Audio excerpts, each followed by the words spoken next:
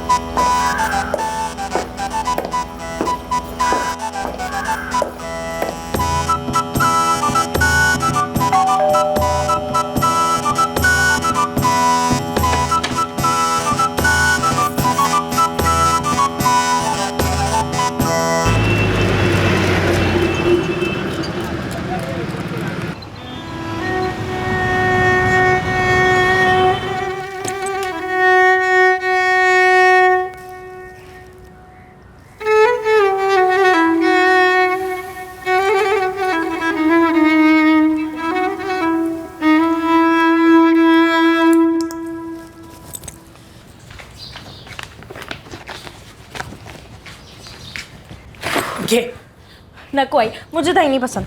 आरती, exam में अच्छे number पसंद है ना?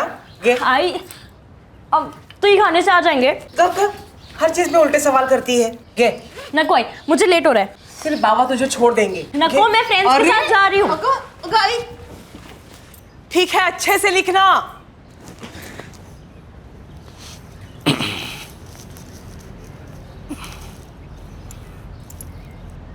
मनीषी, ये तो आहो, ये जरा हेमंत से बात कीजिए ना। ये एसी तीसरी बार खराब हो गया है। लगता है इस एसी का ना अंतिम संस्कार करना पड़ेगा। मैं हेमंत को बोल देता हूँ कि इसे भंगार में बेच के नया लगवा दे।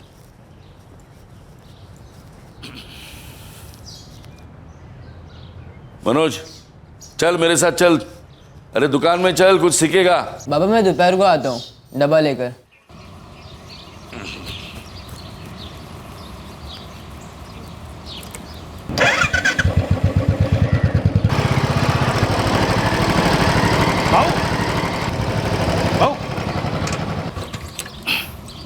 है संतोष, वो रजिस्ट्रेशन के पेपर रेडी है? कब के रेडी है? मनीषा वहीनी से जाके ले लेना और रजिस्टर ऑफिस में जाके जमा करना। और वो रजिस्ट्रार के लिए कुछ मिठाई का डब्बा? अंधारे साहब से मैं बात कर लूंगा, तू तसं टेन्शन घेऊ नकोस। ठीक है बाबा।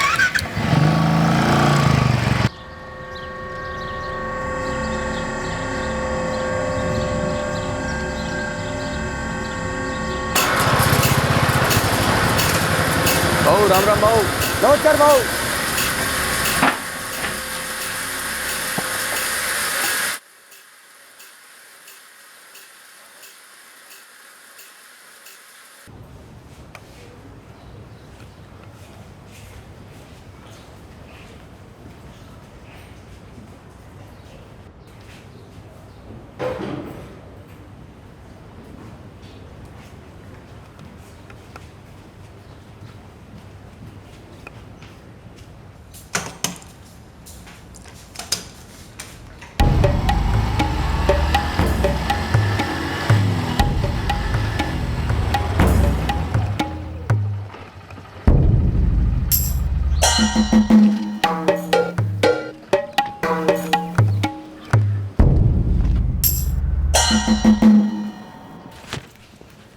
यही है ना वो कागजात? हो ही नहीं, यही है। आई, एसी के लिए किसी को बुलाया था तूने? हाँ, हेमंत आने वाला था। उन्होंने 2 आदमी भेजे।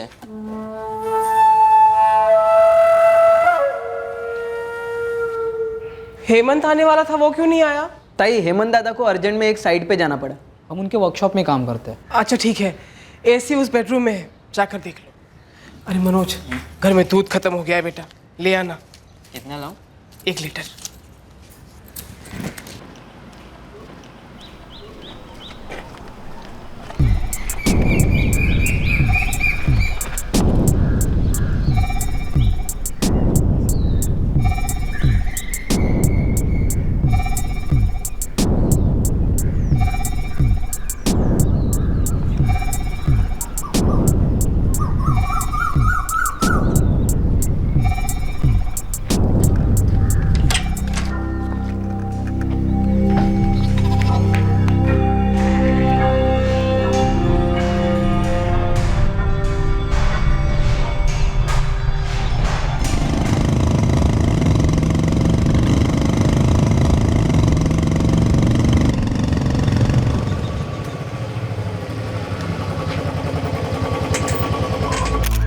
ये मेरी भाभी है मनीषा वैनी, मेरे बड़े भाई रामनाथ काड़े की पत्नी।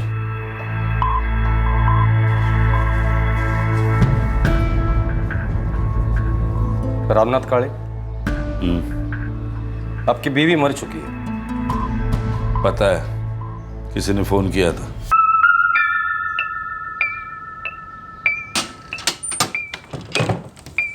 सर, अलमारी बिलमारी तो जैसे कि वैसे ही है। कोई चोरी तो नजर नहीं आ रही यहाँ पे। मेरा बेटा मनोज हॉस्पिटल में है, कातिलों ने उस पर भी हमला किया है।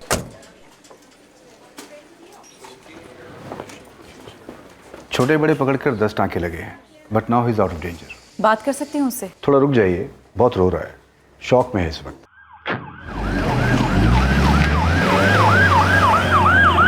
वैनी से कागजात लेकर मैं निकल रहा था, तब वो दोनों बाहर हॉल में ही थे। हेमंत खुद आने के बजाय उसने एसी ठीक करवाने के लिए 2 आदमी भेजे थे। ये बात तो हमें आपके छोटे भाई संतोष ने बताई है। अंदर के कमरे में मैं वैनी से कागजात ले रहा था तो मनोज आया, बोला 2 आदमी आए बाहर, कह रहे कि हेमंत ने भेजा। फिर मैं घर चला गया। 10-1 मिनट बाद मैंने मनोज की चीखें सुनी। मैं बाहर आया, देखा मनोज घायल हो गया, खून बह रहा था। मैं अंदर आया, वैनी ऑफ हो चुकी थी। किसी चोरी या लूट की कोशिश भी नहीं हुई, एसी को टच भी नहीं किया उन्होंने। इसी कमरे का एसी था ना? हाँ, हमारा बेटा। रामनाथ जी, मुझे इस एसी वाले हेमंत का नंबर और एड्रेस चाहिए।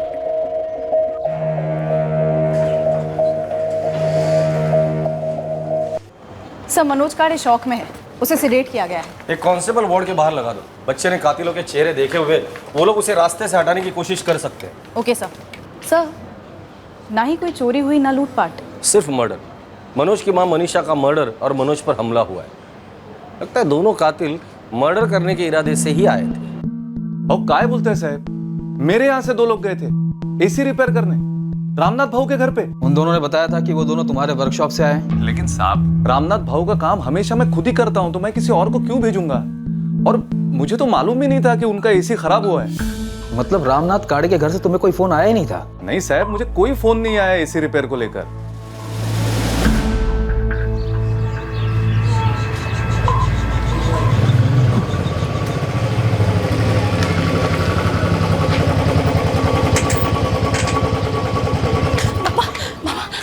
काय झालं?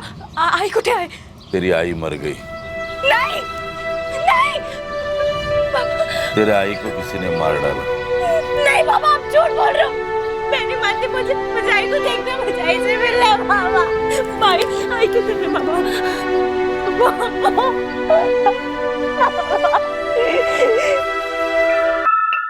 गले पर वार इतनी जोर से हुआ था कि लगभग सारी नसें कट गई। ब्लीडिंग काफी हुई होगी और शायद विक्टिम चिल्लाई भी नहीं होगी, क्योंकि आस पड़ोस में किसी ने चीखें नहीं सुनी। इंस्टेंट मौत हो जाती है अक्सर।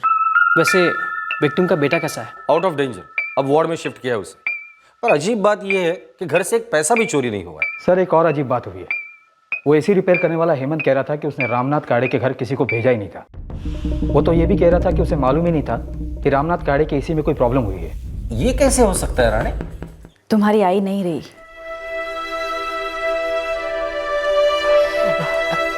आई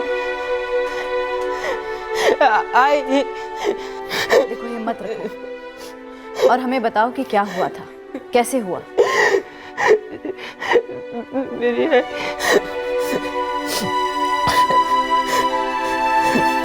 पर मैंने कब कहा कि मैंने हेमंत को फोन किया था एसी रिपेयर करने के लिए? तो हेमंत ने अपने आप से 2 लोगों को भेजा। मुझे नहीं पता, आप हेमंत से क्यों नहीं पूछते? सर हेमंत को बुलाया, 5 मिनट में पहुंचेगा यहाँ। तुम्हारे बोले बगैर तुम्हारा एसी मैकेनिक हेमंत तुम्हारे घर पर 2 लोगों को क्यों भेजेगा? साहेब मी बोललो ना, त्याला विचारा। वो 2 लोग तुम्हारे घर पर आए, तुम्हारी बीवी का कत्ल किया, बेटे की जान लेने की कोशिश की, पर घर से 1 रुपया भी नहीं चुराया। क्यों मारा होगा तुम्हारी बीवी को? मुझे पता होता तो ऐसा होने देता मैं? साहब कुछ तो बड़ा झोल है इसमें। मतलब? साहब मैं वहां पे था, कागजात पढ़ रहा था, तभी मनोज वहां पे आया और कहने लगा वहीनी से कि हेमंत ने 2 आदमी लोगों को भेजा है एसी रिपेयर करने के लिए। मैंने उनसे पूछा कि कौन हो, क्या काम है, तो उन्होंने कहा कि उन्हें हेमंत भाई ने भेजा। हेमंत भाई ने भेजा तुम दोनों को? हाँ, हेमंत भाई बोले बेडरूम का एसी है, इसीलिए मैं उन्हें अंदर ले गया। आई एसी के लिए किसी को बुलाया था तूने? हाँ, हेमंत आने वाला था। फिर आई ने भी उनसे पूछा। हेमंत आने वाला था, वो क्यों नहीं आया? ताई हेमंत दादा को अर्जेंट में एक साइट पे जाना पड़ा, हम उनके वर्कशॉप में काम करते हैं। पक्का तुमने उन दोनों को पहले कभी नहीं देखा था? नहीं मैडम, कभी नहीं देखा। क्या तुम उनका हुलिया बता पाओगे हमारे स्केच आर्टिस्ट को? ट्राई करूंगा मैडम। मैंने उन्हें देखा तो था, लेकिन अब सब धुंधला लग रहा है। मैंने भी ठीक से ध्यान नहीं दिया, बस एक नजर पड़ी उन दोनों पर। फिर भी जितना याद आए बताते जाना, काम आएगा हमारे। हे काय साहब, ये मेरे साथ गुनहगार के जैसा सलूक क्यों कर रहे हो, और वो भी इस लॉकअप में? क्योंकि एक संगीन जुर्म हुआ है, कत्ल, और कातिलों ने तुम्हारा नाम लिया है। मैंने अपने सारे टेक्नीशियंस को आई कार्ड दिया हुआ है, और वो सब आई कार्ड का कॉपी मैंने आपके वो राणे साहब के पास सबमिट किया हुआ है। मैंने रामनाथ भाऊ के घर किसी को नहीं भेजा।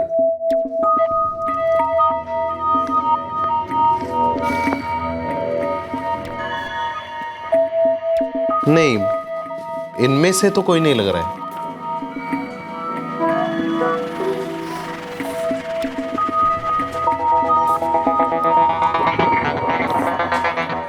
फिर से देखो ध्यान से। नहीं मैडम। बाइक का नंबर याद है? नहीं मैडम, बाइक बाहर पार्क थी और मुझे थोड़ी पता था वो ऐसा कुछ कर देंगे। क्या कभी उन लोगों ने एक दूसरे को नाम से बुलाया था? नहीं मैडम, मतलब मुझे याद नहीं, मैंने सुना नहीं था। मुझे बस वो पड़ी हुई थी। मुझे आई से एक बार मिलना है मैडम। रामनाथ भाऊ के घर के सारे एसी मैंने ही बिठाए हैं, और उसका मेंटेनेंस मैं खुद करता हूं, दूसरे किसी को नहीं भेजता। तो इस बार क्यों भेजता? और मला फोनच नाही आला कोणाचा, तो मेरे क्या सपने में आएगा क्या? सर ये प्लान मर्डर लग रहा है।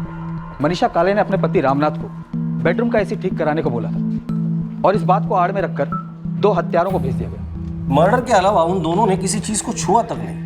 लगता है अटैक का मकसद ही था मनीषा का मर्डर। मनीषा ने मनोज को दूध लेने भेजा, ये एक इत्तेफाक था, चांस था, वरना ये 2 हत्यारे मनोज का भी कत्ल कर देते शायद। ये रामनाथ काळे, इसकी शक्ल से, व्यवहार से ऐसा लगता नहीं है कि अपनी बीवी के मर्डर का इसे दुख हुआ है। सर मैंने आसपास से पता लगाया, इस रामनाथ काड़े का टिम्बर मार्ट है, होलसेल का बिजनेस है, काफी पैसे वाला आदमी, इलाके में भी दबदबा इसका। पूरी हिस्ट्री निकालो इस रामनाथ काळे की। हेमंत को रामनाथ ने कॉल नहीं किया था एसी के लिए। हेमंत भी यही कह रहा है सर कि उसे कहीं और से कॉल आया ही नहीं। फिर भी 2 लोग वहां मैकेनिक बनकर पहुंचते हैं। बेटा मनोज कहता है कि उसने इन दोनों को पहले कभी नहीं देखा। हेमंत सच बोल रहा है, क्योंकि ये दोनों जरूर किराए के हत्यारे होंगे और वहां सुपारी को अंजाम देने गए थे। अब सवाल ये है कि ये सुपारी दी किसने? कई सौदे नगद कैश में हो रहे थे, गले में ढेर सारा कैश आ रहा था रोजाना। क्या इसका मनीषा काळे के कत्ल से कोई ताल्लुक था? रामनाथ काळे की कोठी पर आए दोनों हत्यारों का मकसद काफी साफ मालूम हो रहा था, लेकिन यह कत्ल किसने और क्यों करवाया था, इस सवाल का जवाब एक गहरे कोहरे में लुप्त था, और इन्वेस्टिगेटिंग टीम को इस कोहरे को हटाना था। घर में एसी खराब हुआ था सुना, मनीषा काळे ने कभी इस बारे में आपसे जिक्र किया? मेरी ज्यादा बात नहीं होती थी, वो थोड़े बड़े लोग हैं ना। नहीं, मनीषा वैसे सबसे घुल मिल कर रहती थी, बस थोड़ी बात कम किया करती थी। एसी खराब हुआ था बोल रहे हैं, उसी बहाने ठीक करने आए थे, ऐसा सुना मैंने। वो तो नहीं पता, लेकिन अजीब लगता है, इतने बड़े आदमी के घर ऐसे कैसे कोई घुस आया?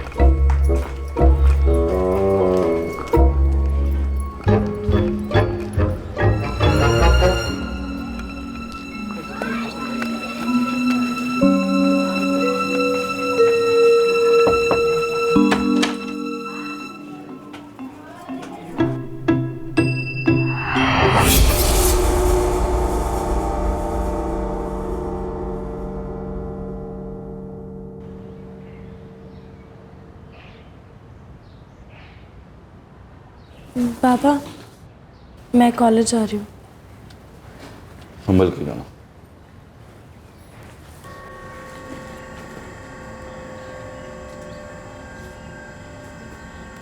मनोज, मनोज, एक काम कर, बाबा के साथ दुकान पर चला जा, तेरा मन लगा रहेगा।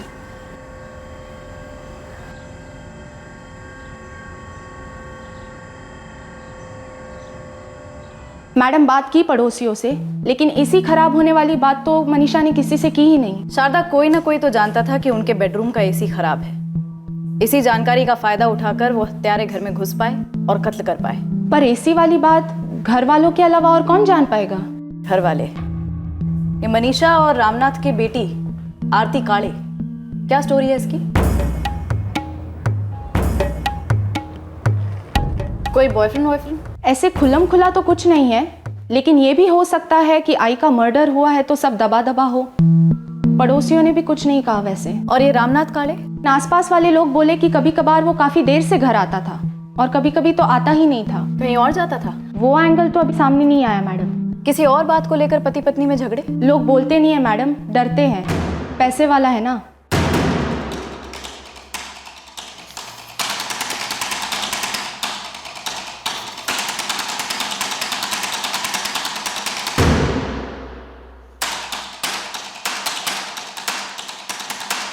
संतोष काले का कहना है कि वो पक्का नहीं बता सकता। काफ़ी जोर देना पड़ा मुझे, उसके बाद ये निकल पाया।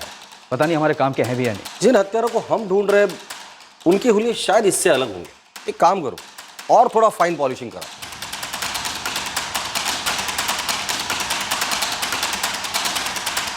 श्योर नहीं है मैडम, पर उनमें से कुछ ऐसा दिखता था।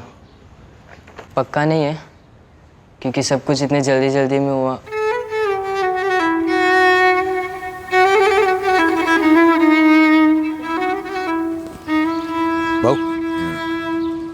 वो कागजात मैंने रजिस्ट्रेशन के लिए दे दिए।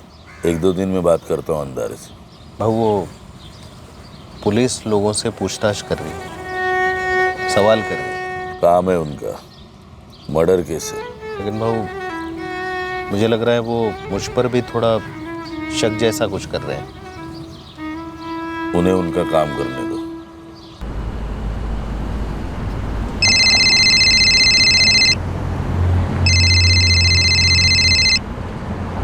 राम राम भाऊ, बोला कि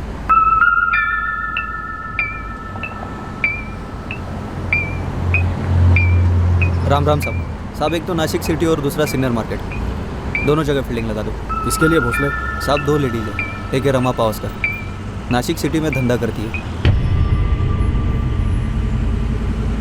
दूसरी सुरेखा शिर्के करके एक भाई है, शादीशुदा औरत है, सिन्नर मार्केट से थोड़ा दूर घर है उसका।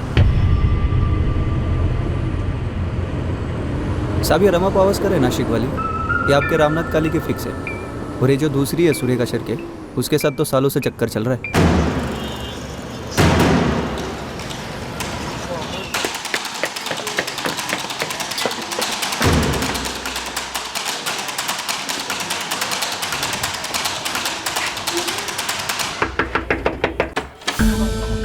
रमा पावस्कर? कोण तुम्ही? पुलिस।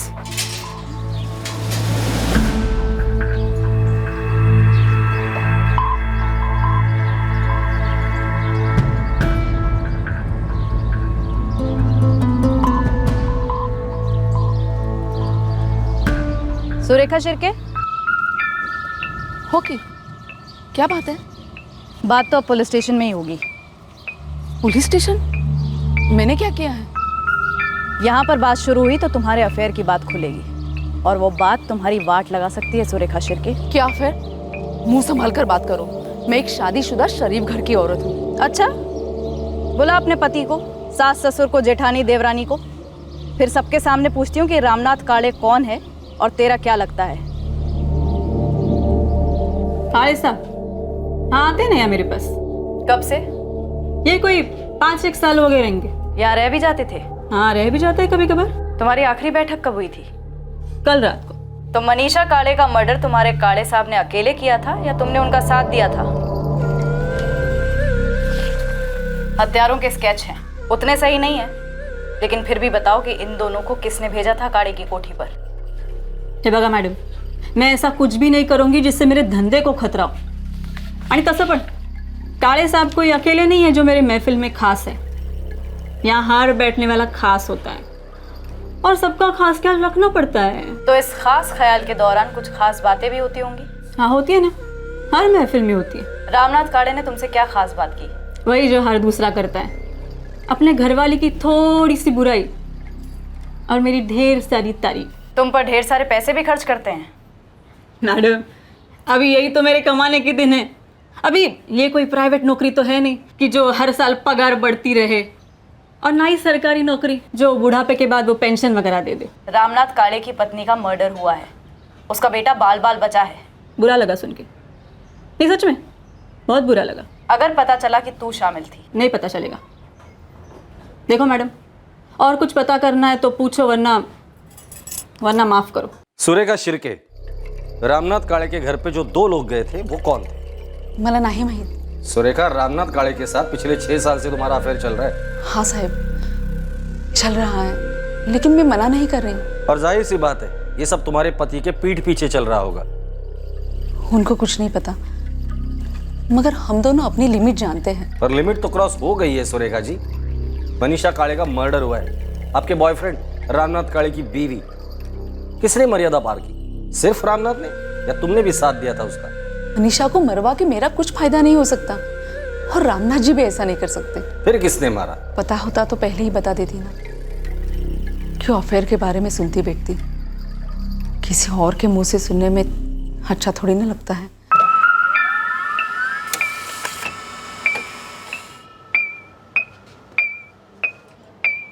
रामनाथ के छोटे भाई संतोष काड़े के फोन रिकॉर्ड से भी कुछ हाथ नहीं लगा. सर, उस एसी वाले हेमंत पे भी नजर रखवाई थी मैंने, कुछ निकला नहीं.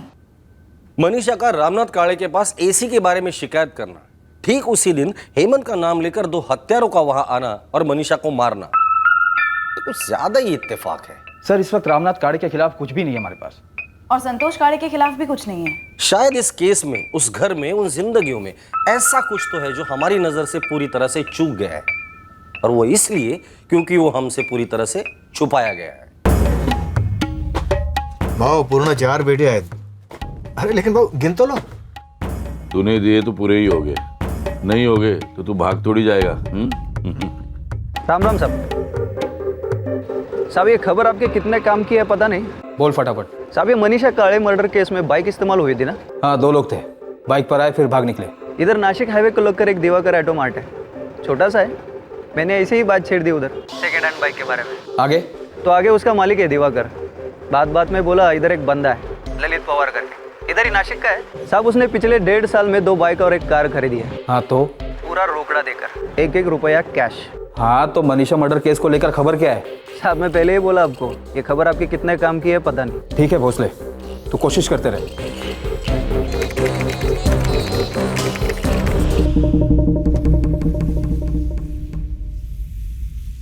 टिम्बर का बिजनेस है रामनाथ का, ज्यादातर कैश में होता है और होलसेल में ट्रेडिंग करता है. ये भोसले खबरी ने जो बात बोली, Lalit Pawar, 1 car 2 bike, all cash, क्या उसका कोई कनेक्शन हो सकता है रामनाथ से? सर, इस वक्त कनेक्शन सिर्फ कैश है. सुपारी में कैश ही तो सबसे बड़ा कनेक्शन होता है. इस ललित का रामनाथ के साथ कैसा कनेक्शन बनता है ये देखना अभी बाकी है. पर राणे, कभी कभी अजीब सी टिप भी हमारे केस को झटके में सॉल्व कर देती है. तो उठवा लो इस ललित पवार को. उछला देना, लेकिन सवाल जनरली रखना कैश को लेकर कि इतना सारा हार्ड कैश उसके पास आया कहां से. ब्लैक मनी, कैश की अंधेरी मार्केट में पुलिस एक तीर मार रही थी, एक चांस ले रही थी. कुछ गाड़ियों की खरीदी में इस्तेमाल हुए कैश की छानबीन की गई, जिसका मौजूदा इन्वेस्टिगेशन से दूर दूर तक कोई कनेक्शन नजर नहीं आ रहा था. लेकिन पुलिस का चलाया गया ये तीर निशाने पर लग गया.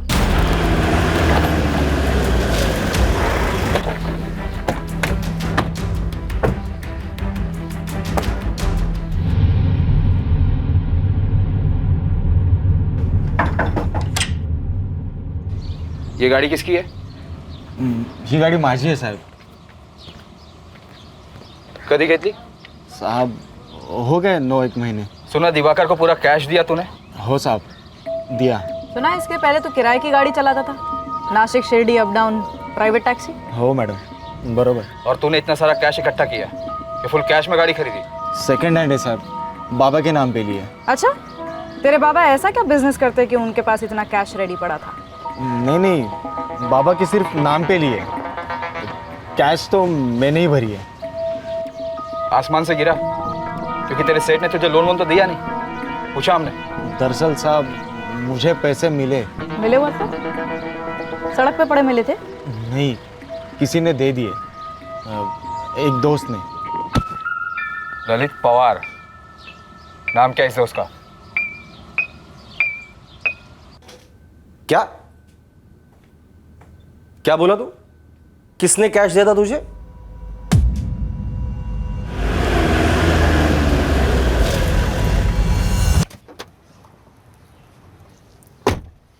तो ये गाड़ी तेरी नहीं, ट्रैवल वालों की है। हो सर, ट्रैवल वाले की। अगर मैं तुझे पैसे दूं अपनी गाड़ी लेने के लिए, आप ऐसे पैसे क्यों देंगे मुझे? क्योंकि मुझे तू चाहिए। जब जब मैं बुलाऊं तब तक तू गाड़ी लेकर आ जाए, जहाँ भी मैं बोलूं वहाँ मुझे ले चले, और बाकी टाइम भाड़े उठा, कमाई कर। क्या बोलता है? गाड़ी खरीदने का रोकड़ा मैं तुझे दूंगा, पूरा का पूरा कैश। बोल, मंजूर है? मनोज काळे, रामनाथ काळे का 15 साल का बेटा, और उसने तुम्हें 3 लाख रुपए कैश दिए थे सेकंड हैंड कार खरीदने के लिए? हाँ साहब, और उसके पहले 1 लाख रुपए दिए थे 2 सेकंड हैंड बाइक खरीदने के लिए। बाइक्स का है? साहब वो तो उन्होंने अपने दोस्तों को दे दी। वो तुझे बुलाता था, किस लिए? कहाँ घूमता था ये 15 साल का मनोज? मनोज भाई शौकीन है। शौकीन? हाँ, कभी लॉज तो कभी होटल। सर, ये मनोज 9वीं में 2 बार फेल हुआ था तो उसने स्कूल छोड़ दिया था। पर लॉज में किस लिए? साहब वो कई बार अलग अलग लड़कियों को पिकअप करके मुझे वहां ड्रॉप करने बोलते थे।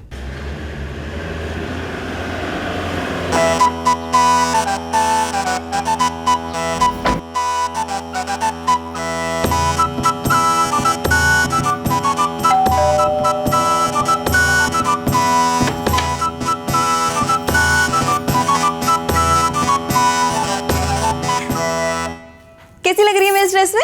मस्त दिख रही है। कल ही लाई मैं नासिक के मॉल से। संडे को दोबारा जाओ उधर, और जो भी ड्रेस पसंद है खरीद लेना। वैसे भी अब मेरे को तेरे पे ड्रेस अच्छा नहीं लग रहा, निकाल दे इसे। ये 15 साल का लड़का अपने से बड़ी लड़कियों के साथ? दर्जनों लड़कियां हैं साहब, मनोज भाई इन सब पे बहुत खर्चा करते हैं। इनमें से पहले किसी को देखा है?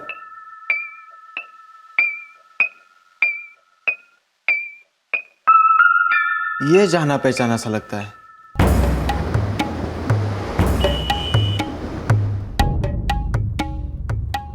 अरे वो तो मतलब सॉलिड है, सिर्फ नोट टिका, कुछ भी करेगी। तो मिलवा दे, नोट तो है और सब कुछ करना भी है। वैसे भी अपने को रोज कुछ नया चाहिए। नाम, पता और कुछ जानते इस बंदे के बारे में? नहीं साहब, लेकिन मैंने इसको भी 2-4 बार लॉज पे ड्रॉप किया है। फिरून फिरून का बोलता है? सरळ बोला ना, इथे दुकानात मला खूप काम आहे, फोनवर नाही बोलू शकत का तुम्ही? हमें तुमसे बात ही नहीं करनी। तो फिर तुम सिर्फ बैठे रहोगे पालक की हैसियत से, क्योंकि कानून के हिसाब से पालक का हाजिर होना जरूरी है जब उसके नाबालिग बेटे या बेटी से पूछताछ होती है। इसलिए तुम सिर्फ बैठे रहोगे जब हम तुम्हारे बेटे मनोज से सवाल पूछेंगे। मेरे बेटे से सवाल? क्यों, उसने क्या किया? वो तो हम उसी से पूछेंगे, लेकिन रामनाथ काळे, यही सवाल अगर तुमने मनोज को सही वक्त पे पूछे होते ना, तो आज ये नौबत नहीं आती।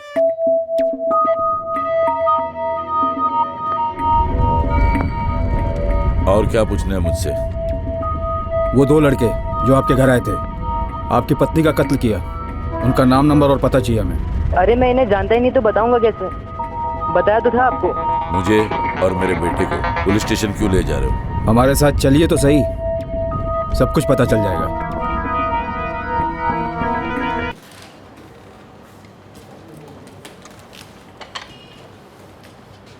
बसा।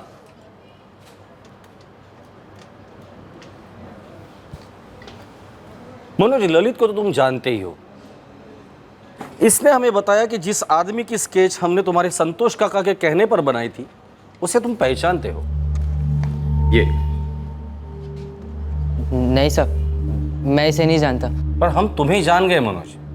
3 लाख कैश गाड़ी के लिए, 1 lakh cash 2 second hand bike के लिए,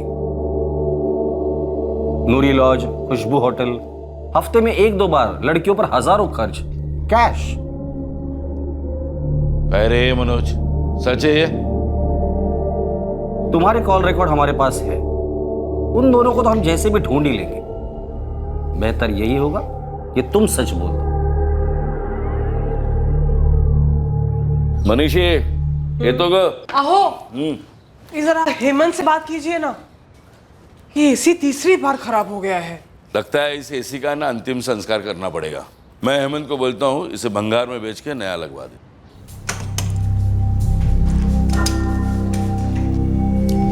आज करना है। नहीं बोला ना आज करना है। निकलो अभी।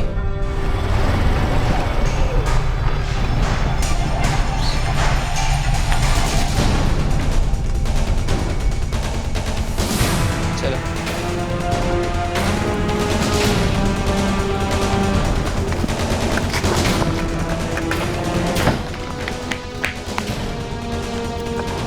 हो गया? हाँ हो गया। ठीक से हुआ? चेक किया? योगेश और सादिक इस वक्त कहां मिलेंगे?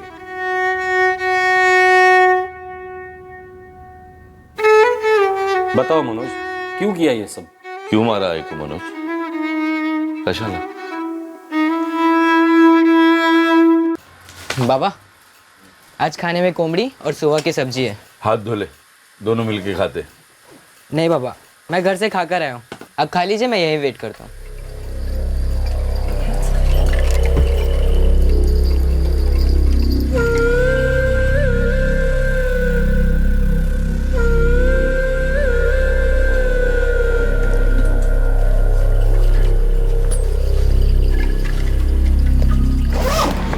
मैं ये रोज़ करता था।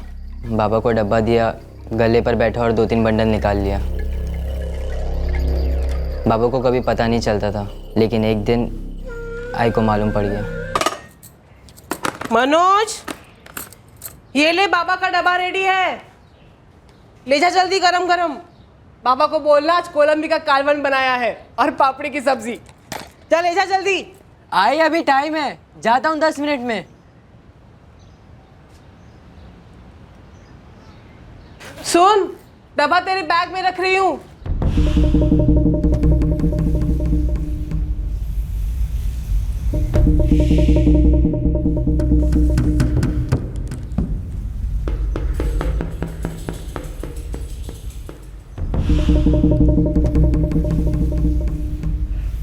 ये क्या है?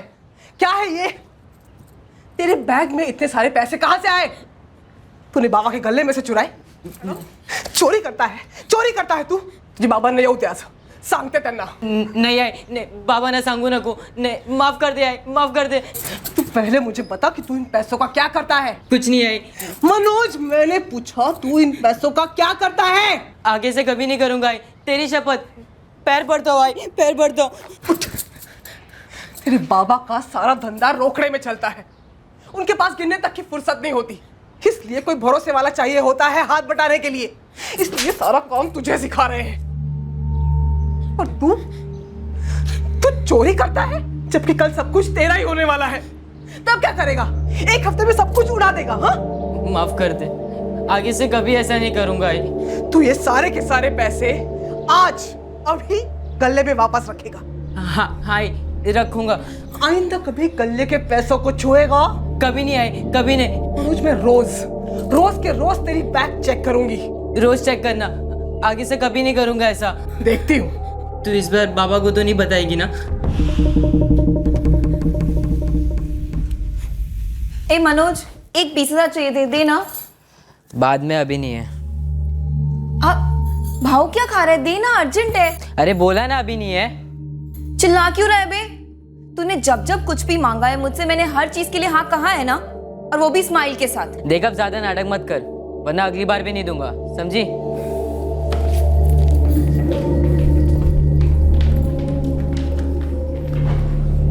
क्या रे मनोज, मूड ऑफ? 2-3 हफ्तों से देख रहा हूँ तुझे, तेरा चेहरा बहुत रुका सूखा सा लग रहा है। जब पानी नहीं मिलेगा तो सब कुछ रुका सूखा ही रहेगा ना। पैसे क्यों नहीं तेरे पास? है एक टेंशन। पैसा है तेरे पास, और ये पैसा है ना हर टेंशन को मिटा देता है। बोल क्या टेंशन है तुझे? आई मेरी माँ।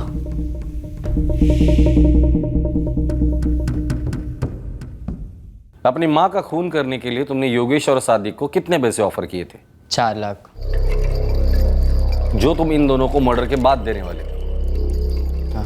क्योंकि तुम्हें रोकने वाली, बाबा को बताऊंगी ये धमकी देने वाली तुम्हारी आई रास्ते से हट जाती तो तुम रोज आराम से अपने बाबा के गले से पैसे चुरा सकते थे। इतनी कम उम्र में ये सोच, ऐसा केस मैंने अपने करियर में आज तक नहीं देखा। तुम पर भी कुछ तो असर हुआ ही होगा। अपना खून है तुम्हारा, तुम्हारे नाक के नीचे तुम्हारे बेटे ने अपनी माँ का कत्ल किया है।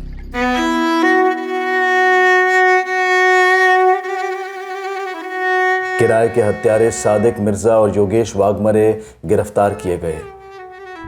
नाबालिग होने के कारण मनोज काड़े को जुवेनाइल रिमांड होम भेजा गया है। मनोज के इस संगीन जुर्म ने उसके पिता, चाचा और बहन को एक गहरे सदमे में छोड़ दिया है।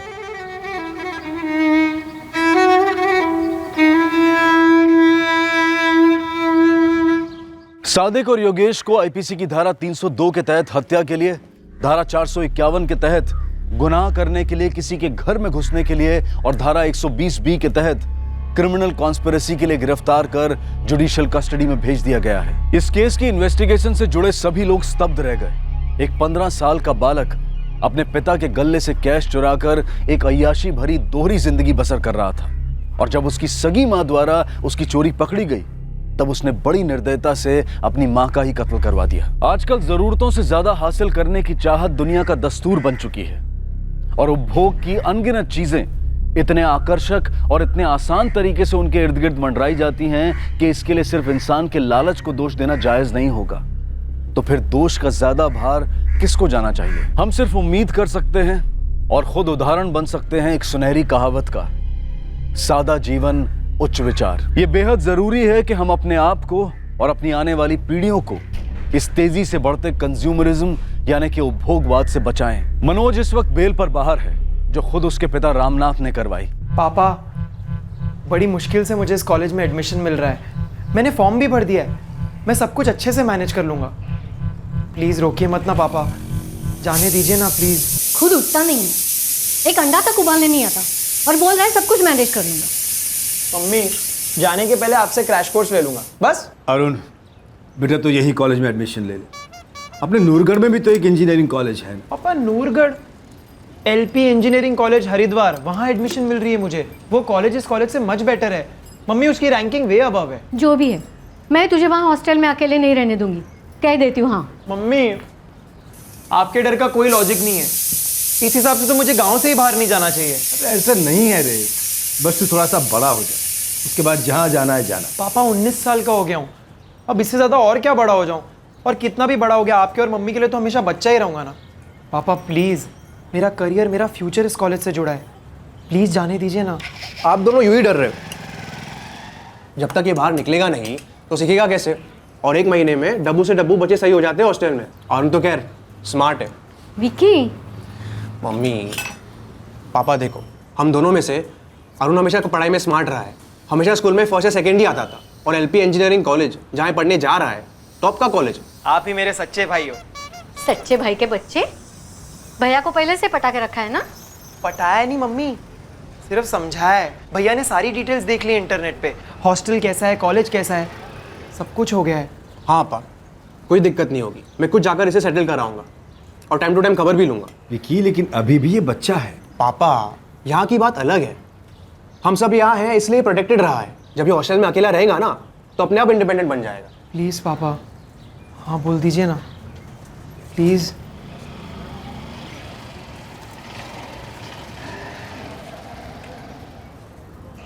ठीक है बेटा, अब जब तूने फैसला कर ही लिया है और विकी भी तेरे साथ है तो ले ले एडमिशन, नहीं रोकूंगा तुझे। यस, थैंक यू पापा, थैंक यू सो मच। खुश रहो। मम्मी चिंता मत करो, मैं सब संभाल लूँगा। अच्छा आप हंस दो ना मम्मी, हंस दो ना, हंस दो ना, हंस दो ना।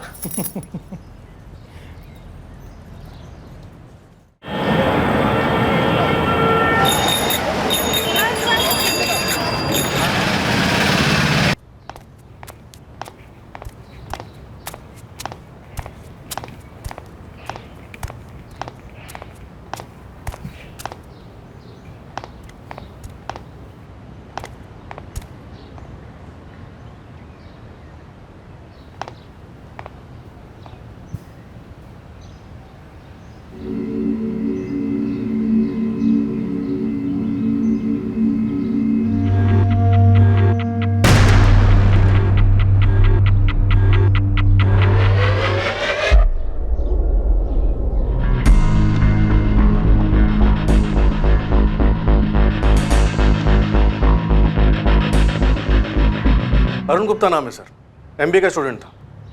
ये घर प्रोफेसर सुजीत सोलंकी और उनकी वाइफ शमिता सोलंकी का है। उन्होंने ही सुबह रिपोर्ट किया था हमें सर। ये अरुण किराएदार था इस घर में? नहीं सर, सुजीत सोलंकी अरुण के प्रोफेसर थे। MBA कंप्लीट करने में उसकी हेल्प कर रहे थे, कम से कम खर्चे में। एक फैमिली फंक्शन था लखनऊ में। मेरी वाइफ शमिता के कज़न के बेटे का नामकरण था। 4 दिन पहले गए थे, आज सुबह 8:30 के आसपास लौटे हम।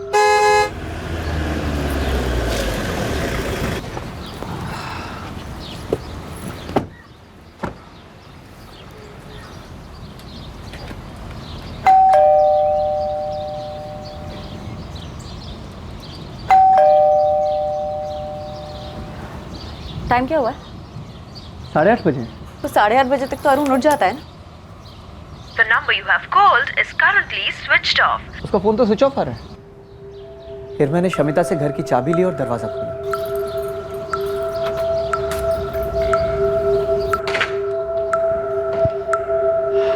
शमिता। हाँ जी। एक कप चाय बना दोगी प्लीज़? हाँ मैं बना देती हूँ। अब अरुण से भी पूछ लो, उठा दो उसको। उसका 9:30 बजे का लेक्चर है ना।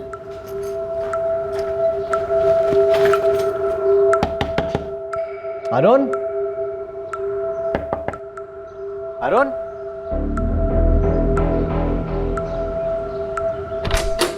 अरुण, अरुण।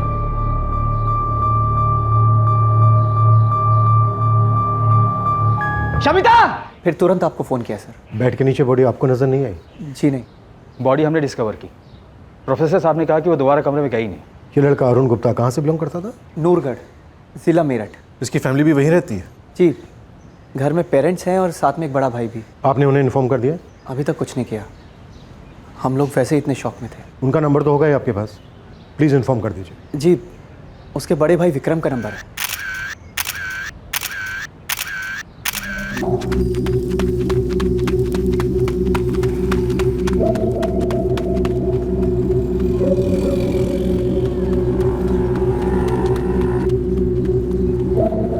चलो बेटा, बाबूराम जी से कहना कि जब भी यहाँ से गुजरना हो तो पेमेंट कर दे, टेंशन नहीं ले। जी मालिक।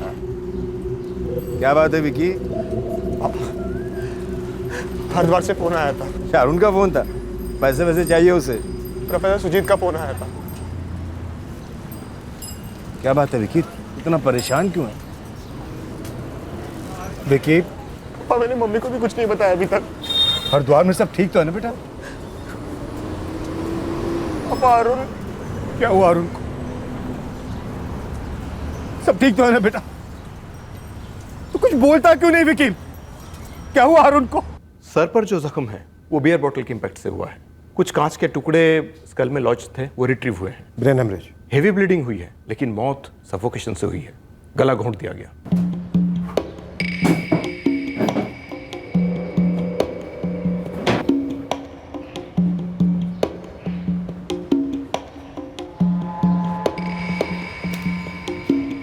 मिला?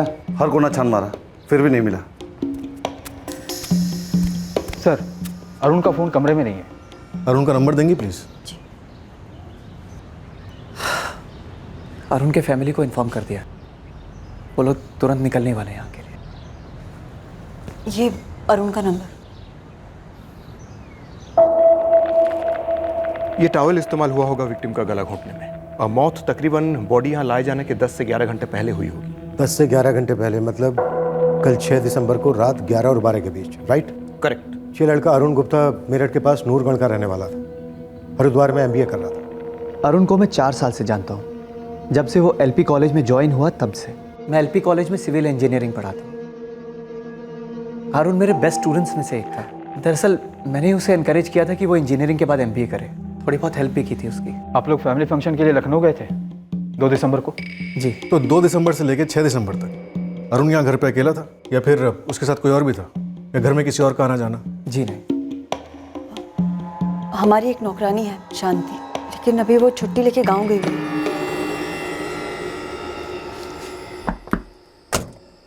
अरुण, कल सुबह हम लोग लखनऊ जा रहे हैं। जी सर, आपने बताया था। हाँ, और शांति भी 4 दिन की छुट्टी पे जा रही है, तो तुम घर में अकेले रहोगे, मैनेज कर पाओगे ना? Of course sir, no problem, मैं बाहर खा लूँगा। अरुण, ये चाय पत्ती है और ये चीनी है, और दूध सिर्फ कल तक के लिए फ्रिज में रखा है, उसके बाद तुम्हें मार्केट से लाना पड़ेगा। डोंट वरी, मैं मैनेज कर लूँगा। अच्छा, तुम्हारे पास पैसे हैं ना? जी हाँ है, आप टेंशन मत लीजिए। Thank you. भाभी, मैं निकलूं? हाँ शांति, तू जा, लेकिन 7 तारीख तक लौट आना। हम लोग भी सुबह 8:30-9 बजे तक आ जाएंगे लखनऊ से। 10:30 बज गए। अब तक तो शांति को यहाँ आ जाना चाहिए। मैंने उसे फ़ोन किया था, बोली शाम तक आएगी। कहाँ रहती? पास ही में कुंती नगर में रहती। वो जो दीवार पर लिखा है उसके बारे में कुछ जानते हैं आप? फ्रैंकली हम दोनों को कुछ समझ में नहीं आ रहा है। वो दीवार पर जो लिखा है वो क्यों लिखा है? 4 साल से आप अरुण को जानते हैं। उसकी कोई गर्लफ्रेंड थी? सर, हुई भी होगी तो मुझे उसके बारे में नहीं पता। जब इंजीनियरिंग कर रहा था तब कहाँ रहता था? हॉस्टल में। हॉस्टल का कोई दोस्त, MBA का, इंजीनियरिंग का, मोहल्ले से किसी को जानते हैं आप? जी हाँ, कुछ लोगों को जानता हूँ। अरुण ने हम तीनों का हरिद्वार क्यों बुलाया? मैं कुछ समझी नहीं। आप लोग कुछ ढंग से बता भी नहीं रहे हो मुझे। विक्की, अरुण ठीक तो है ना? कुछ हुआ है क्या? आप लोग मुझे बता क्यों नहीं रहे हो कुछ? मम्मी, अरुण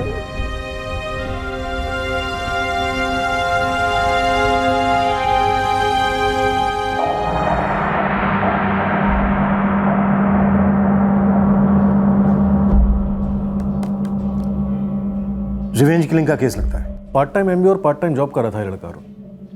पेरेंट्स और बड़ा भाई ऑन द वे हैं सर।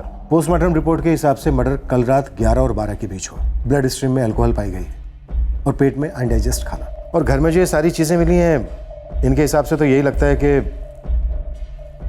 इसने किसी के साथ पिया, खाया और फिर शायद उसी ने मर्डर कर दिया होगा अरुण का। सर, अरुण का फ़ोन मिसिंग है। मैंने उसके कॉल रिकॉर्ड्स मंगवाए, उसी से पता चल सकता है अरुण ने खाना कहाँ से ऑर्डर किया था। शायद डिलीवरी बॉय ने उस दूसरे शख्स को देखा हो जो उस टाइम अरुण के साथ था। पता करो। और ये जो संदेशा छोड़ा गया रेप वाला, इसके बारे में प्रोफेसर साहब और उनकी पत्नी कुछ बोले? उन्हें इस बारे में कोई भी आइडिया नहीं। उनके घर की नौकरानी शांति भी 5 दिन से छुट्टी पर थी। आज सुबह आना था उसे और अब शाम को आने वाली है। शांति से सारी डिटेल्स निकलवाओ, कौन आता था, कौन जाता था, लाइफ क्या थी अरुण की। और आसपास के पुलिस स्टेशन में ये भी चेक करो कि अरुण के खिलाफ रेप, मोलेस्टेशन, छेड़छाड़ के कोई केस दर्ज तो नहीं है। सर, केतवाल, अरुण के सभी दोस्तों से बात करो, कॉलेज, ऑफिस, सब जगह।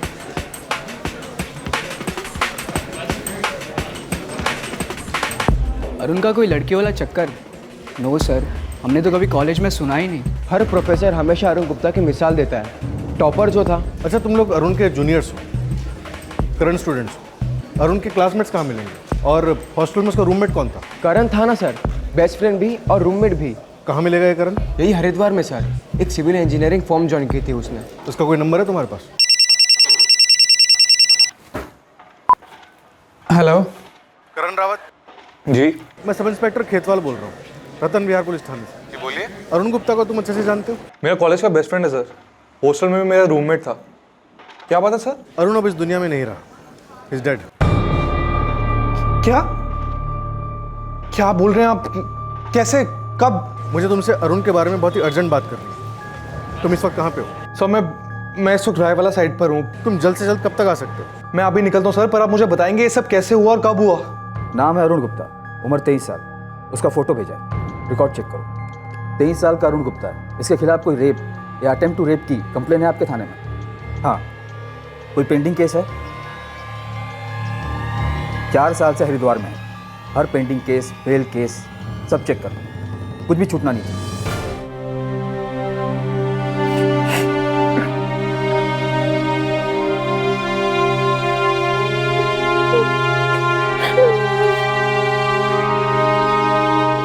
नए सफ़र पर निकल पड़ा था। इन 4 सालों में उसने अपने भविष्य की मजबूत नींव रखने में कुछ कामयाबी हासिल की थी। अरुण एक मेहनती, पढ़ाकू और गुड स्टूडेंट के नाम से जाना जाता था। उसकी मिसालें दी जाती थी। क्या अरुण के व्यक्तित्व का कोई ऐसा पहलू था जिसके बारे में किसी को पता नहीं था? अरुण जहां रह रहा था उस घर में उस रात क्या हुआ था, ये सवाल अरुण के सभी जानने वालों के मन में उठ रहा था। मैं कैसे बता सकती हूँ कौन आया था? मैं तो उस रात 1 दिसंबर को छुट्टी पर थी और उसके अगले दिन मेम साहब सुबह सुबह लखनऊ के लिए निकल गए। उस दिन के बाद मैं आज काम पर आई हूँ। छुट्टी पर जाने से पहले, जब से अरुण उस घर में रह रहा है, उसके किसी दोस्त को आते हुए देखा तुमने? नहीं। कभी नहीं साहब, नहीं देखा है। कब से काम कर रही हो? 2 साल।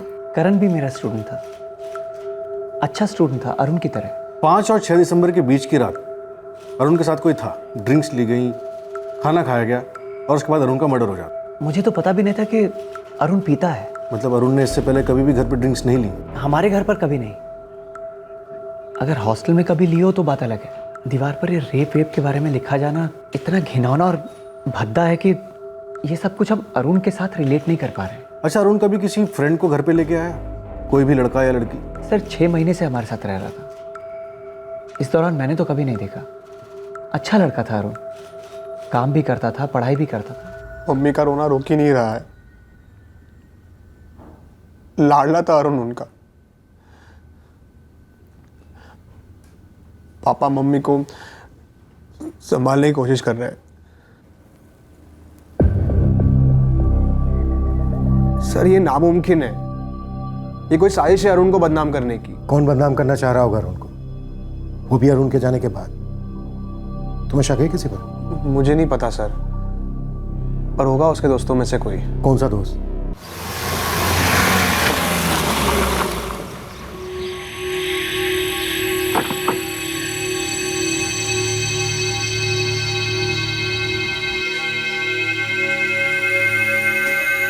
बॉडी शाम तक हैंडओवर कर दी जाएगी।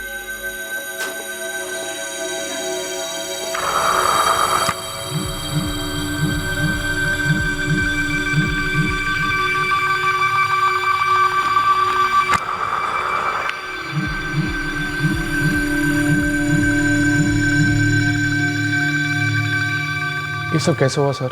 हम भी वही जानने की कोशिश कर रहे हैं करण। मैंने पेपर में पढ़ा, उसके कमरे की दीवार पर जो लिखा है। तुम कुछ जानते हो उस बारे में?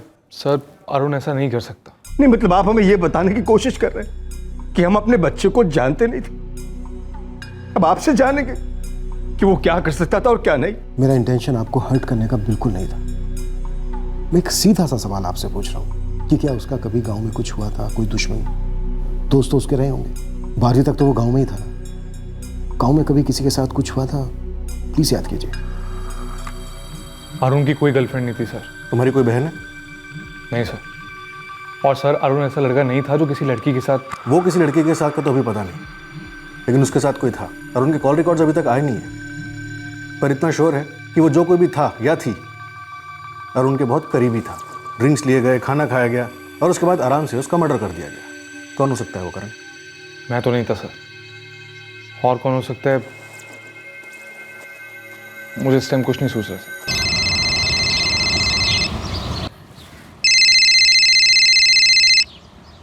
हाँ विक्की भैया। मयंक, हाल ही में तेरी अरुण से बात हुई थी कभी? नहीं भैया। हाँ कुछ 1 आध महीने पहले हुई थी, वो भी कुछ खास नहीं, सिर्फ हाय हेलो। क्या हुआ भैया? अरुण ने कभी किसी लड़की, गर्लफ्रेंड वगैरह का जिक्र किया तुझसे? कोई रिलेशनशिप या कुछ? नहीं तो, लेकिन माजरा क्या है भैया? मैं बाद में बात करता हूँ। हेलो हेलो विक्की भैया। ये मयंक स्कूल फ्रेंड है? हाँ सर, दोनों पहली से 12वीं तक साथ ही पढ़े थे गाँव में। अरुण का एडमिशन यहाँ हो गया और मयंक का गाँव के कॉलेज में। किसी लड़की का लफड़ा था जरूर। ये जो मैसेज छोड़ा इससे तो यही लगता है कि रिवेंज के लिए, मेरा मतलब बदले की भावना से किया गया मर्डर लगता है। मेरा बच्चा इतनी गिरी हुई हरकत कर ही नहीं सकता। ये माजरा कुछ और है। क्या है ये आप पता कीजिए। ओके करण, बात करो अपने सारे बैचमेट से। छोटी से छोटी डिटेल भी काम की होगी। मैं जो हेल्प कर सकता हूँ करूँगा। अरुण मेरा बहुत ही क्लोज दोस्त था सर।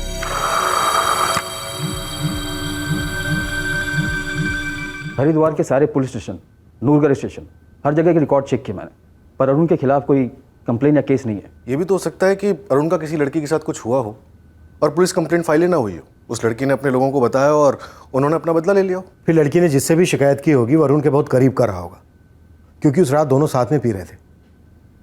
या फिर ये भी हो सकता है कि दीवार पर जो ये लिखा गया ये पैंतरा हो हमारी इन्वेस्टिगेशन को गुमराह करने के लिए। रेप हुआ ही ना हो, जैसा कि अरुण के फादर ने कहा, माजरा कुछ और ही हो।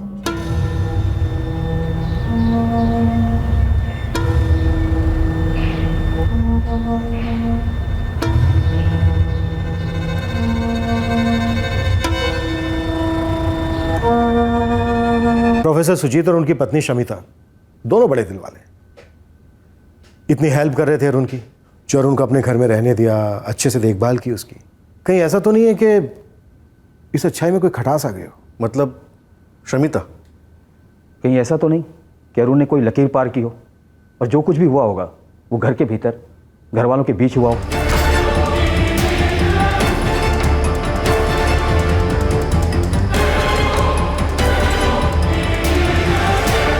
शायद उस रात उस घर में बाहर से कोई आया ही नहीं।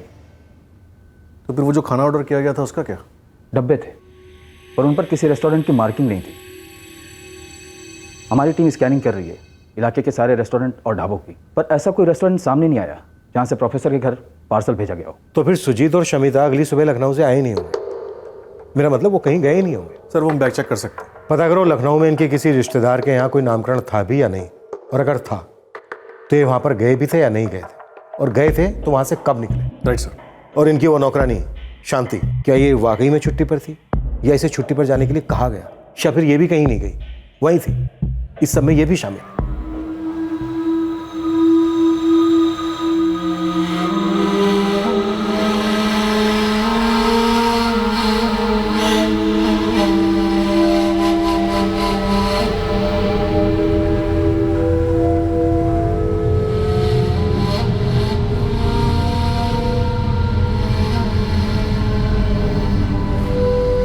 क्या क्राइम सीन की दीवार पर लिखा गया वो संदेशा वाकई में पुलिस को गुमराह करने की एक चाल थी, या पुलिस की मौजूदा लाइन ऑफ इन्वेस्टिगेशन गुमराह हो रही थी क्योंकि वो उस संदेशे को एक मिसलीड, एक चाल समझकर चल रहे थे?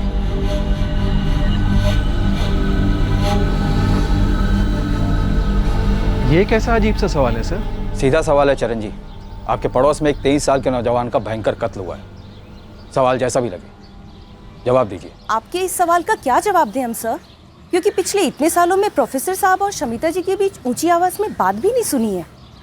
और पिछले 6 सालों से हम अच्छे पड़ोसी हैं सर। ढूंढने जाएंगे तो ऐसी डिसेंट फैमिली नहीं मिलेगी। पर हाँ, उनके घर के अंदर चुपचाप कुछ पक रहा था तो हम क्या कह सकते हैं, लेकिन हमें नहीं लगता कि ऐसा कुछ था कभी।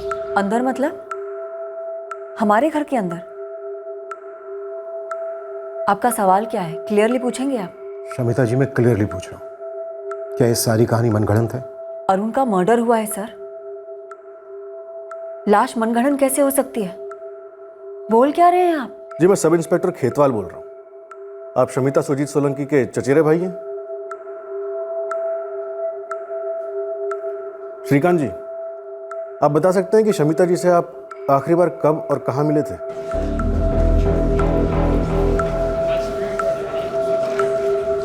दीवार पे किसने लिखा है वो मैं कैसे जान सकती हूँ? जानती तो तुम बहुत कुछ हो शांति, बनो मत।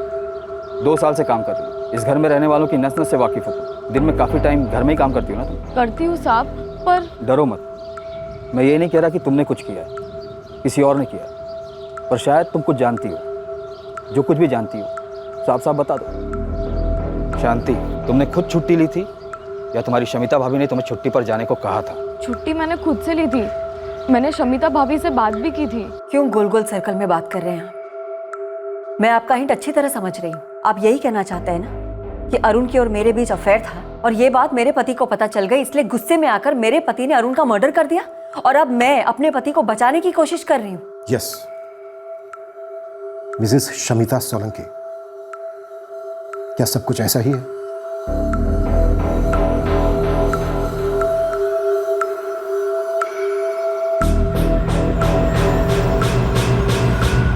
आप एक काम करिए सर, मेरे जान पहचान के लोग या कोई भी अनजान जिससे बात करनी है कर आइए, पता कीजिए मेरे और मेरे पति के बारे में। मैं आपको दावे के साथ कहती हूँ कि आप जान जाएंगे कि आप बिल्कुल गलत तालाब में जाल फेंक रहे हैं। यहाँ आपको कोई भी सड़ी हुई मछली नहीं मिलने वाली है। आप कितना भद्दा, कितना शर्मनाक आरोप लगा रहे हैं सर। आप मुझे बदनाम कर रहे हैं, जबकि मैं और मेरे पति अरुण की बदनामी को मिटाने की कोशिश कर रहे हैं।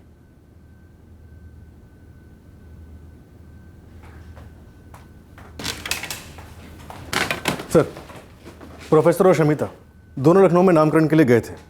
4 दिन वहीं पर ही थे। 2 दिसंबर को वहाँ पहुँचे थे और 6 दिसंबर की रात को वहाँ से निकले थे। पवन को कुछ मिला?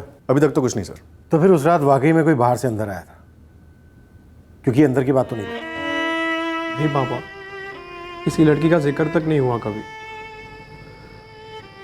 तूने कहा था तू उस पर नजर रखेगा, तू वहां जाकर भी आया, फिर ऐसे कैसे हो सकता है कि तुझे कुछ भी नहीं पता? मम्मी, मुझसे कुछ छुपा नहीं था, और मैं कह रहा हूँ ना, ये जो बोल रहे हैं सब गलत है। हमारा अरुण ऐसा कुछ कैसे कर सकता है? मेरी तो कुछ समझ में नहीं आ रहा। कभी तो लगता है कि ये नामुमकिन है। हमारा अरुण ऐसा कुछ कर ही नहीं सकता। किसी ने जरूर उसका नाम खराब करने के लिए उस पर इल्जाम लगाया है। कभी लगता है कि शायद हमारा बेटा बदल तो नहीं गया था, वाकई ऐसा कुछ था और किसी ने हमारे बच्चे को जान से मार दिया। इतना ब्राइट स्टूडेंट, कितना बढ़िया फ्यूचर था उसके सामने। शमिता उसके माँ बाप से, उसके भाई से आंखें नहीं मिला पा रहा था। मैं इतने सारे सवाल पूछ रहे थे मुझसे, जिन सवालों का कोई जवाब नहीं था मेरे पास। पुलिस भी मुझसे बहुत सारे सवाल पूछ रही थी। उन्हें शक है कि उन्हें शक है कि उस रात बाहर से कोई अंदर आया ही नहीं था। जो कुछ भी हुआ है वो हमने, आपने और मैंने मिलकर किया है।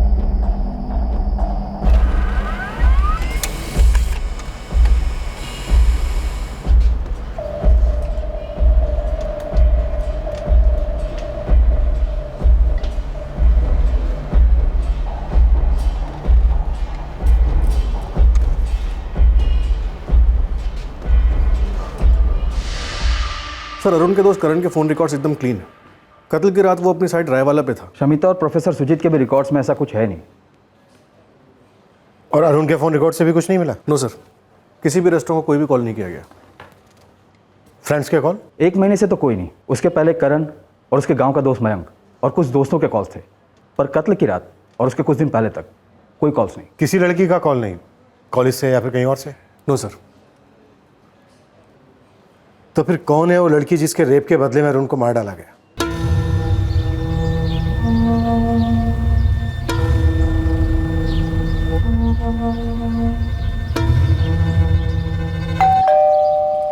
शांति, वो नौकरानी, उसका भी कोई एंगल नहीं बनता। मैंने चेक किया, कॉलोनी के काफ़ी घरों में काम करती है वो, सभी जगह से क्लीन शीट है। सर, अगर शांति और अरुण के बीच कुछ होता तो कोई ना कोई सुराग जरूर निकलता। तो फिर कौन? शायद खाना डिलीवर करने वाले ने मर्डर कर दिया हो। खाने के डब्बे कहाँ से आए थे ये अभी तक हमें पता नहीं चला। सर, अभी भी हमारी टीम स्कैन कर रही है सारे फूड जॉइंट्स, पर नो सक्सेस सर। लगता है हमारा पहला अनुमान ही सही है, खाना कहीं बाहर से आया ही नहीं। सर, अगर घर के अंदर ही अंदर कुछ हुआ हो तब भी हमारे पास कोई ठोस सबूत नहीं है जिससे हम इस शमिता और सुजीत को धर सकें। कहीं अतीत के किसी कांड का बदला तो नहीं? अरुण का अतीत क्या था, पता करो।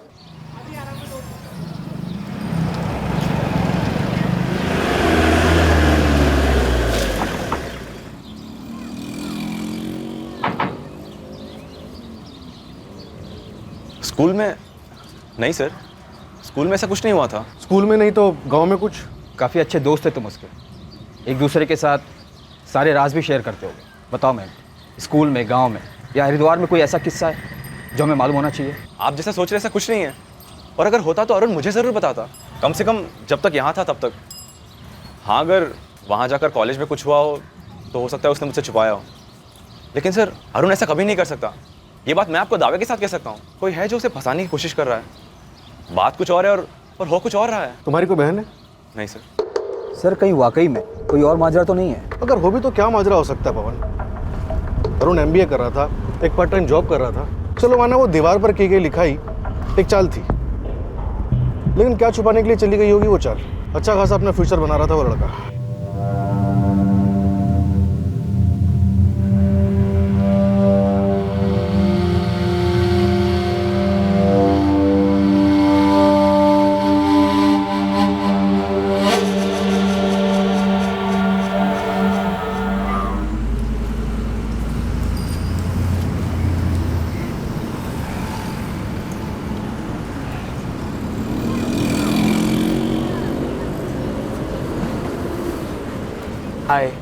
तो बताओ, ऐसी क्या बात है जो तुम मुझसे कॉलेज में नहीं कर सकते? मेघा, वो कुछ फीलिंग्स हैं फीलिंग्स? मेरे दिल में तुम्हारे लिए। सोचा बोल देना चाहिए। अरुण, इतना टाइम क्यों लगा दिया बोलने में?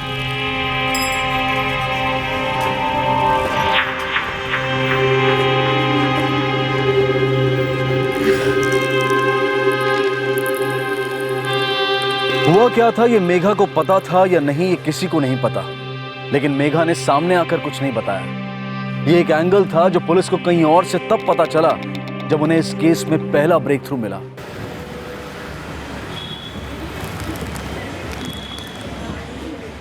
हाँ साहब, ये हमारे यहाँ का डब्बा है। ये केपी मतलब कढ़ाई पनीर और ये एमकेडी मतलब माँ की दाल, ये मेरे लिखा हुआ है। इससे पार्सल भेजने में आसानी होती है सर। ये बंदा जानते हो उसे? अरे ये तो वही लड़का है ना जिसका 4 दिन पहले मर्डर हुआ था। लड़के को पहचानते हो, ये भी जानते हो कि मर्डर हुआ है, फिर भी सामने से आया नहीं हमें बताने। ये खाना तुम्हारे यहाँ से लेता था। साहब, ये लड़का अरुण कभी फ़ोन करके खाना नहीं मंगाता था, खुद आता था और खाना खाता था, कभी पैक करा के भी ले जाता था। चाय की रात को भी आया था? हाँ साहब। योगेश जी, 1 कढ़ाई पनीर, 1 माँ की दाल और 8 रोटियाँ। गर्मा गर्म रोटियाँ देता हूँ, बस एक 20 मिनट बैठो जरा। ठीक है, मैं वेट करता हूँ। हाँ हाँ। 8 रोटियाँ। कोई और भी था उसके साथ? हाँ साहब, कोई था, उसका दोस्त मालूम हो रहा था। 1 कढ़ाई पनीर, माँ की दाल, 8 रोटी पार्सल।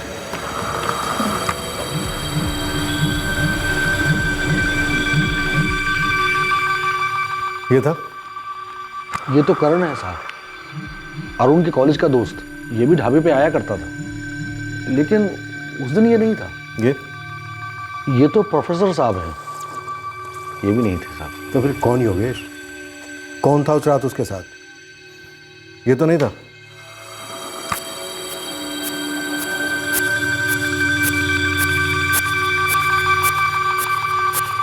नहीं साहब, इनको भी कभी मैंने अरुण के साथ नहीं देखा। तो फिर अब कैसे बताऊं आपको साहब कि वो कौन था, लेकिन वो जो भी लड़का था वो अरुण की उम्र के बराबर ही लग रहा था, और उस रात से पहले मैंने कभी उसे अरुण के साथ नहीं देखा।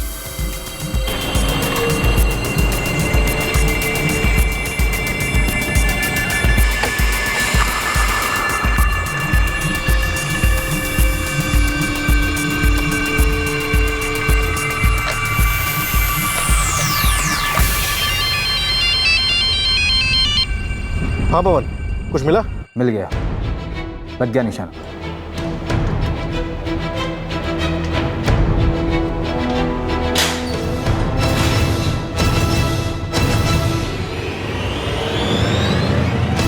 क्या हुआ सर? मुझे ऐसे यहाँ क्यों लाया गया है? मैंने क्या किया? मर्डर किया तूने, अपने बचपन के दोस्त अरुण का मर्डर किया है। अब हमें तू ये बता कि क्यों किया है? क्या कुछ भी बोल रहे हैं आप लोग? मैं अरुण का मर्डर क्यों करूंगा सर?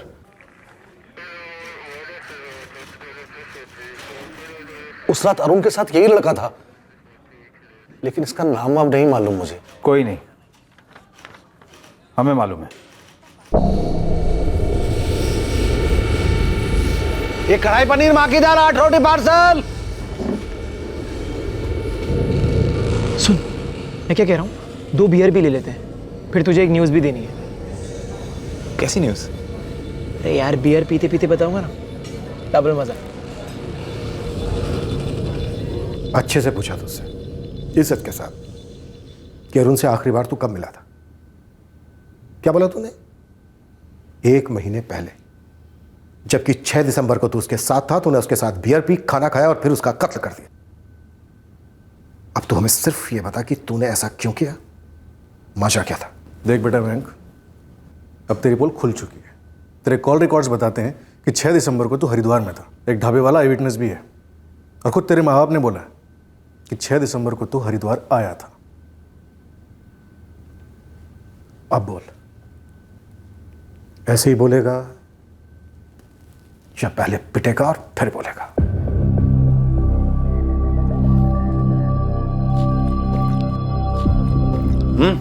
चल बता, क्या बात है? तुझे याद है, तू मुझे मेघा को लेकर चिढ़ाता था? हाँ तो? सही चिढ़ाता था। क्या मतलब? मतलब ये कि मेघा अच्छी लड़की है, बहुत अच्छी लड़की। और ये तुझे अचानक अब पता चला? अरे नहीं रे, पता तो पहले ही था, लेकिन अब थोड़े दिनों से ऐसा लग रहा है कि मैं भी उसे लाइक करता हूँ।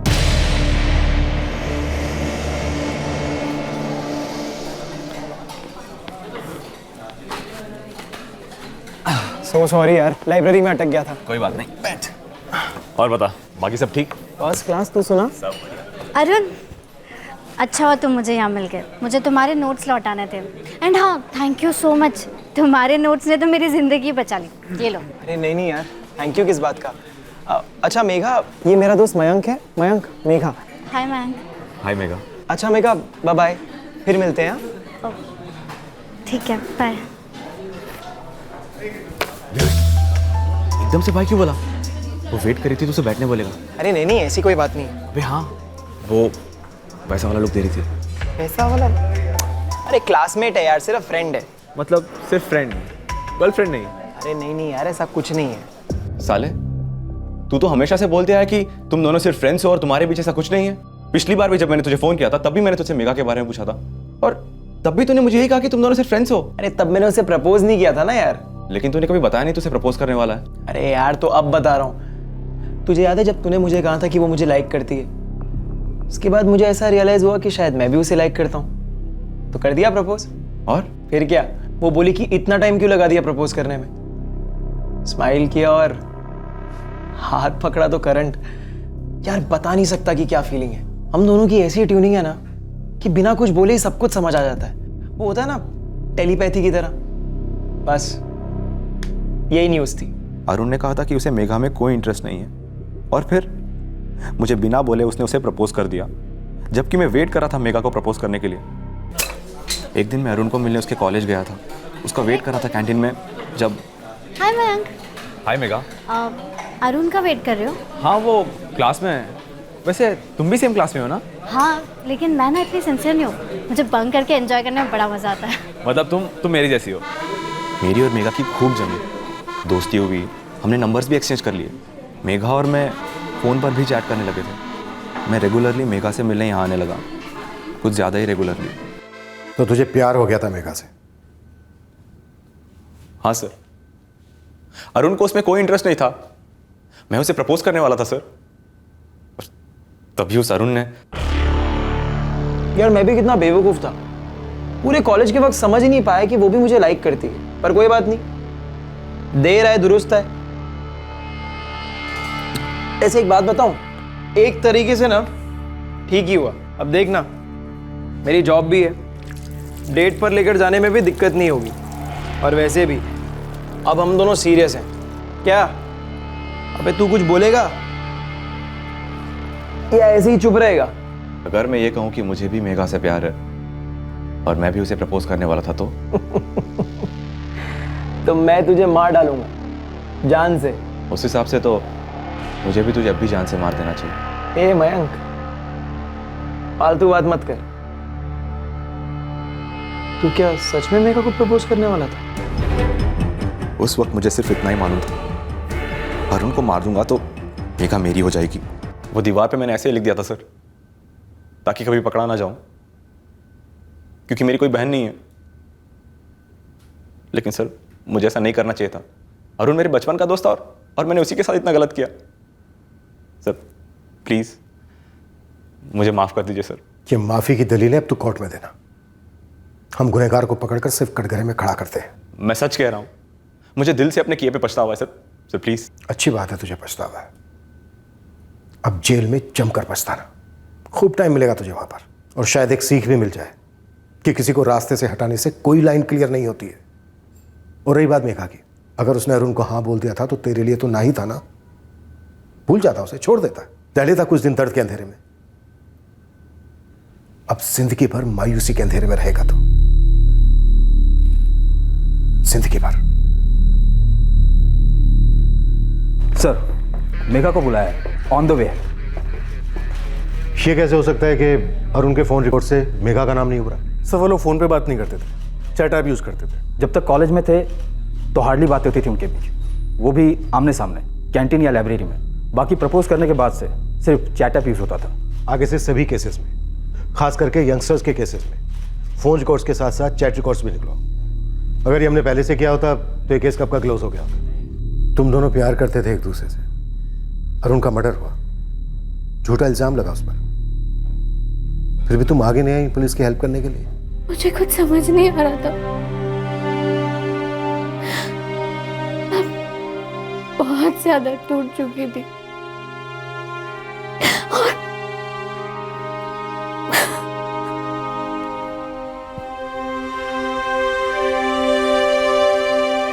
हम लोग स्टूडेंट्स को इतने सारे सब्जेक्ट्स पढ़ाते हैं, लेकिन बेसिक इंसानियत कैसे सिखाए कोई?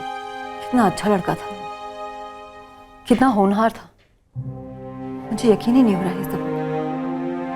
और वो मयंक भी तो उसी के जैसा था, यंगस्टर, होनहार। इट्स स्ट्रेंज, अपनी फीलिंग्स को इस तरह से बॉटल अप करने का क्या मतलब? जान ही ले ली, वो भी अपने सबसे अच्छे दोस्त की। 4 साल पहले जब अरुण घर छोड़कर गया था, उसके माँ बाप के दिल में घबराहट थी। आज जब वो अपने बेस्ट फ्रेंड के हाथों मारा गया है, माँ बाप के दिल में सिर्फ खालीपन है, दर्दनाक खालीपन। ये कैसा गुस्सा है, ये कैसी वंचित होने की भावना है जो इंसान को ये सोचने पर मजबूर करती है कि अपने अरमानों की तृप्ति किसी की लाश पर भी जायज है। यह आक्रोश होश की सीमा क्यों पार कर जाता है, क्यों धकेलता है इंसान को कत्ल जैसे भयंकर जुर्म की तरफ? अफसोस, खेद, पश्चाताप, ये सारी भावनाएं सही मायने में गलती को सुधारने में बहुत काम आती हैं, लेकिन जुर्म गलती नहीं है। ये एक ऐसा उल्लंघन है जिसमें कानूनी सजा को भुगतना अनिवार्य है। ये इम्तिहान कंपलसरी है। मयंक पर आईपीसी की धारा 302 के तहत कत्ल के लिए और धारा 201 के तहत सबूत मिटाने के चार्जेस लगाए गए हैं। फिर मुलाकात होगी एक और चौंका देने वाले केस के साथ। तब तक अपना और अपने परिवार का ख्याल रखें और देखते रहें क्राइम पेट्रोल सतर्क। सबक एक को, सीख हम सबको। जय हिंद। क्राइम पेट्रोल के और भी दिलचस्प कहानी देखने के लिए हमारे चैनल को सब्सक्राइब करें और बेल आइकॉन दबाना न भूलें।